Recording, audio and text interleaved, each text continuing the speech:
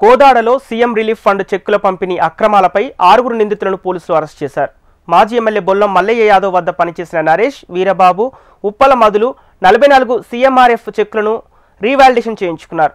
అద్దె పేర్లతో ఉన్న వేరే వ్యక్తుల అకౌంట్లలో డబ్బులు జమ చేయించారు. లబ్ధిదారులకు చెందకుండా నకిలీ అకౌంట్స్ ద్వారా డబ్బులు డ్రా చేసి అందరూ పంచుకున్నారు. నిందితుల నుంచి 9,30,000 నగదుతో పాటు చెక్కులు స్వాధీనం చేసుకున్నట్లు ఎస్పీ నరసింహ తెలిపారు.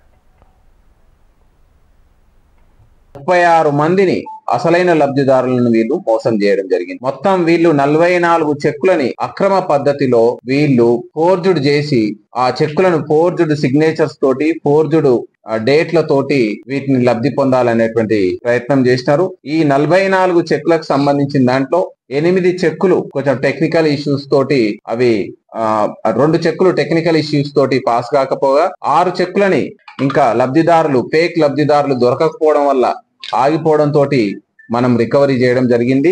36 చెక్కులను మాత్రం వీళ్ళు సక్సెస్ఫుల్ గా ఫోర్జుడ్ చేసి వాళ్ళ అకౌంట్ లోకి ఫేక్ లబ్ధిదారుల అకౌంట్ లోకి మళ్ళించి అక్కడి నుంచి వీళ్ళు తలా ఇంత పంచుకోవడం జరిగింది. దీనికి సంబంధించి 44 చెక్కుల సంబంధించి 15,83,500 రూపాయల అమౌంట్ ను చీట్ చేయాలనే ప్రయత్నం చేసినారు. అందులో 13,63,000 అంటే ఒక 36 చెక్కుల్లో వీళ్ళు సక్సెస్ఫుల్ గా అసలైన లబ్ధిదారులు కాకుండా ఫేక్ లబ్ధిదారుల సహాయంతో 13,63,000 రూపాయలని వీళ్ళు మోసం చేయడం జరిగింది.